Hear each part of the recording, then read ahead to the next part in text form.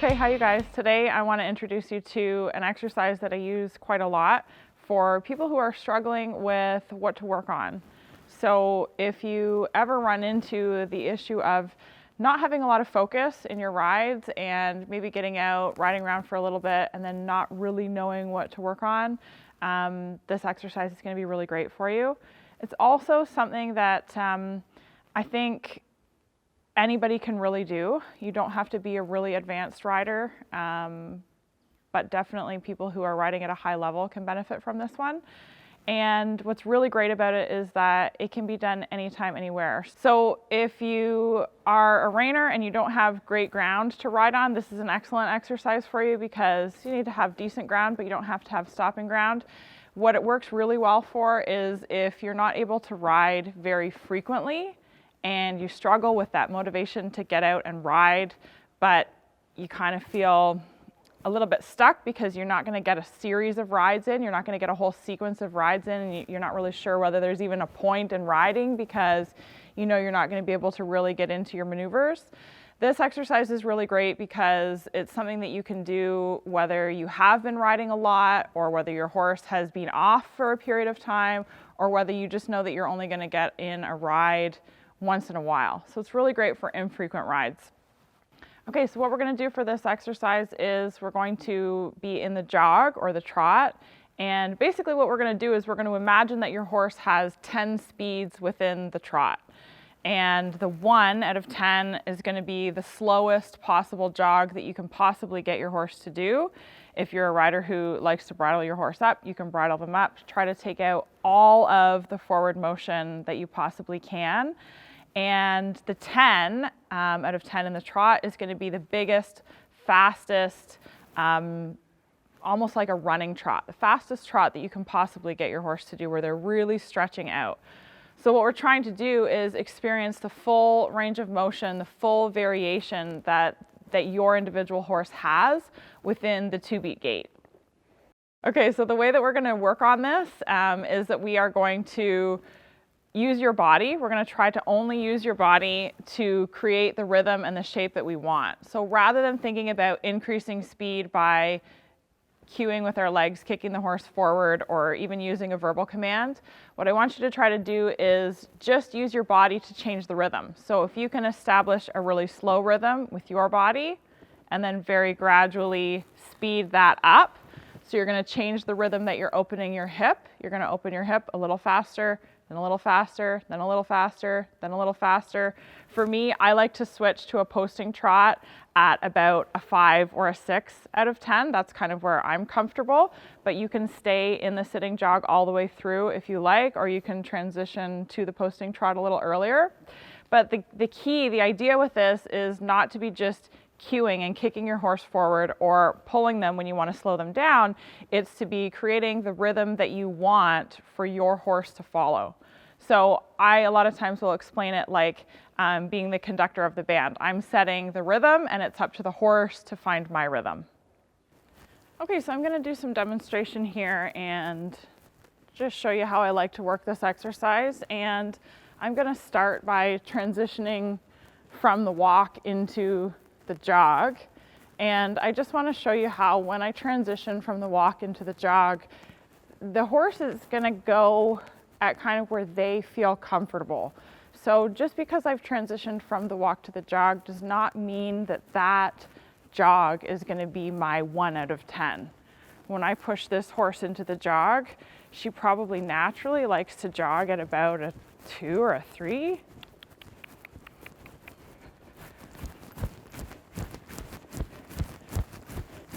Okay, so she's got a pretty good rhythm and she likes to keep her head low, which means that we're getting some stretching all the way across her top line already here.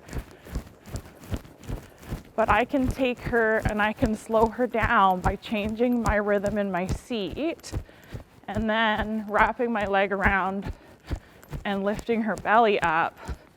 I can get her to jog quite slow. And here all I'm doing, I've slowed my rhythm. If you look at my hip is doing tip, tip, tip, tip, tip, tip, tip, tip, tip, tip, tip, tip. And she's following my rhythm, okay? So I pushed her out into the jog, as most people do, let her jog where she's kind of comfortable jogging, her neutral jog, and now I've created the jog that I wanted. So I could go back to my walk,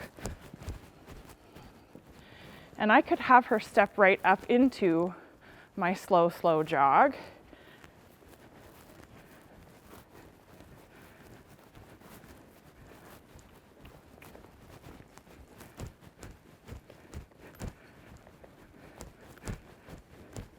Okay, and this is where I want to kind of play around. This is something that I think people can get a lot of benefit from, is how slow can I get my horse to go? Or how much can I make it feel like the energy is in a circle underneath me? She's doing a 2-beat gait, but she's not doing it really with the intent to cover ground. She's doing it because I've got her belly lifted up. I'm drawing her chin in just a little bit, asking her to engage her hindquarters. So I can get her to go quite slow, not cover a whole lot of ground.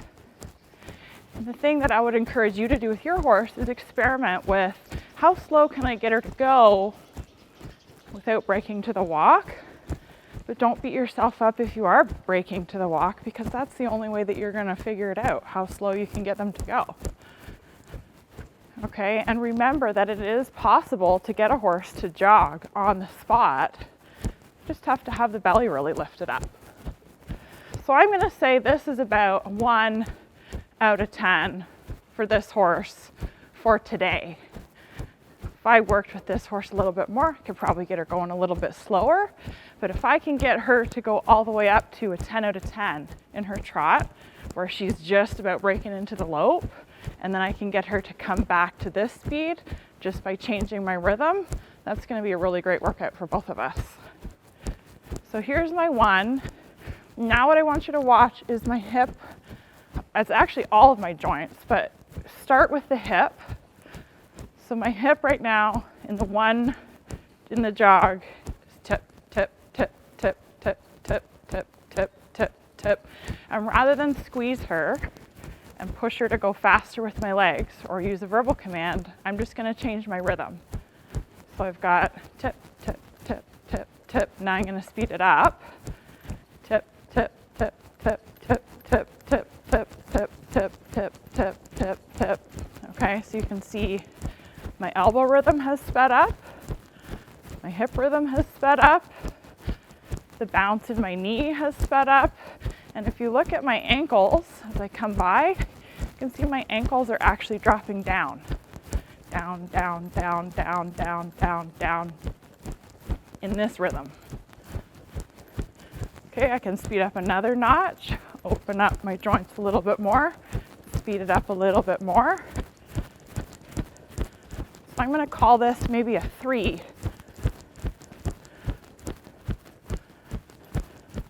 And I could go a little faster, open my joints a little faster again.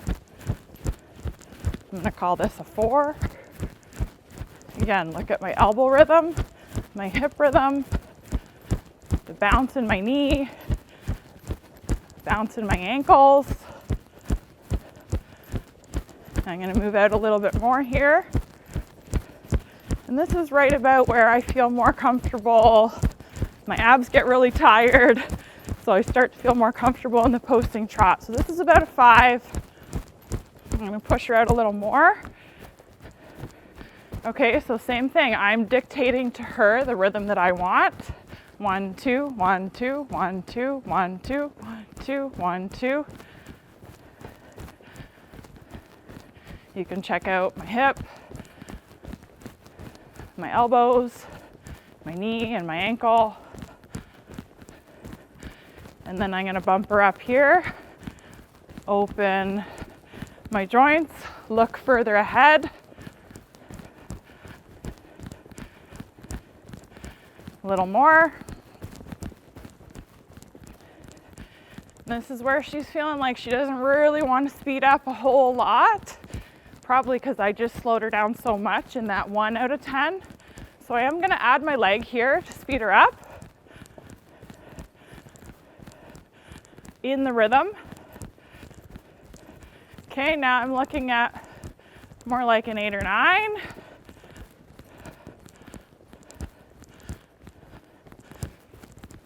We've got that stretch across the top line.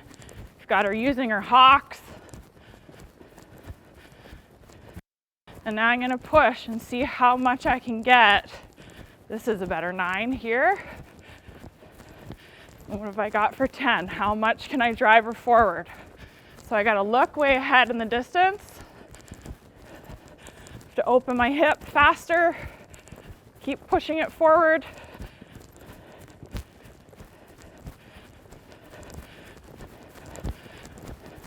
I think we've still got more in the tank here. I'm going to keep pushing for a better 10.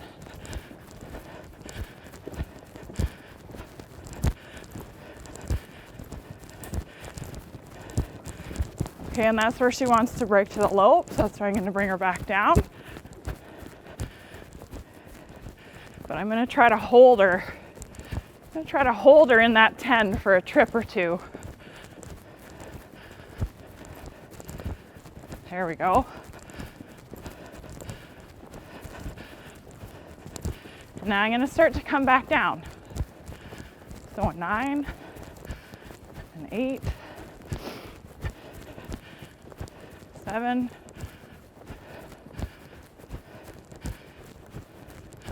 6,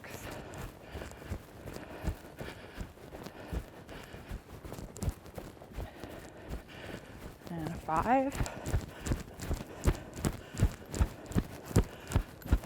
4, 3,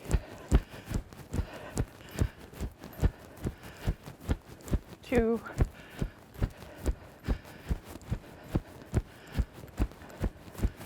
and a 1.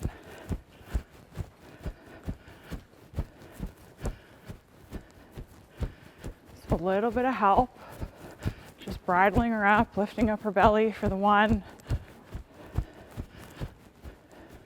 Not looking so far ahead of myself.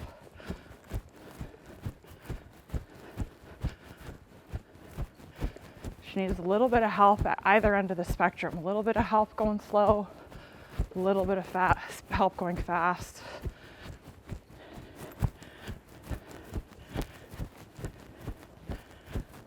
Okay, and then the goal that we're looking for from the horse is that we want for the horse to be stretching across the top line. So we want to see them stretching out with their neck. We want to see stretching through the back. We want to see that the hind end is engaged. The hind end is propelling the horse forward. We should see some relaxation. Sometimes we'll see that relaxation show up in the jaw. Sometimes the jaw will actually, the muscles on the outside of the jaw will actually flap just a little bit or flop like a runner, like a really elite runner. Sometimes we'll see the ears bob. That would be another mark of success here. And sometimes we'll see the tail. When the tail is relaxed, it travels from side to side evenly. So as the horse is trotting, you'll see the tail go back and forth from left to right evenly.